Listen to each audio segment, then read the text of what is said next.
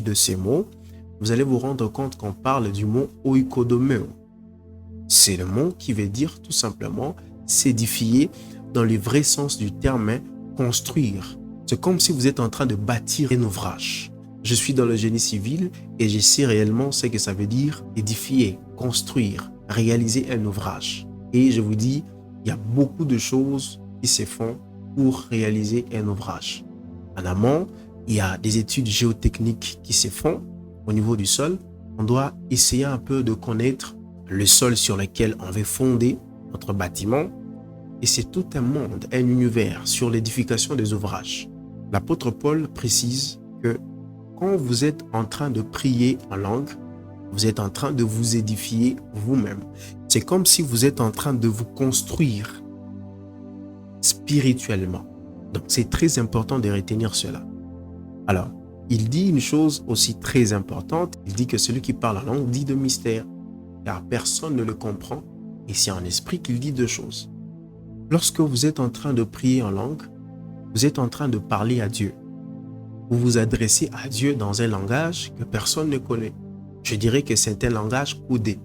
C'est comme une prière qui est adressée à Dieu suivant sa volonté parfaite. Parce que le parler en langue s'aligne toujours sur la volonté de Dieu. Parce que vous êtes en train de dire le mot qui vient dans votre esprit.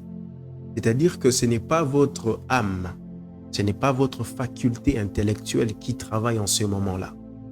Ce n'est pas votre imagination. Parce qu'il peut arriver à un moment, tu es à la maison, tu passes par des moments difficiles, tu as besoin de prier, tu as besoin vraiment de demander à Dieu quelque chose. Seigneur, j'ai besoin du travail. Seigneur, j'ai besoin de ceci, j'ai besoin de cela.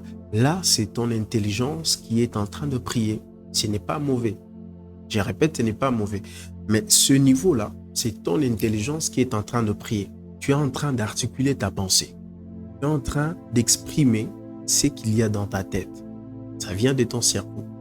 C'est-à-dire que c'est ton cerveau qui réfléchit, qui pense à ce qui doit sortir de ta bouche, à ce qui doit être exprimé. Mais quand tu es en train de prier en langue, c'est ton esprit que tu dis de mystère et que tu ne maîtrises pas. Seul ton esprit peut comprendre ce langage. Si Dieu lui permet de comprendre cela. Souvenez-vous, qui connaît les choses qui sont dans l'homme, si ce n'est l'esprit de l'homme qui est en lui, de même qui connaît les choses qui sont en Dieu, si ce n'est l'esprit de Dieu, l'esprit sonde tout, même les profondeurs de Dieu. Donc quand tu es en train de prier en esprit, tu es justement en train d'articuler les mots que Dieu dépose au niveau de ton esprit.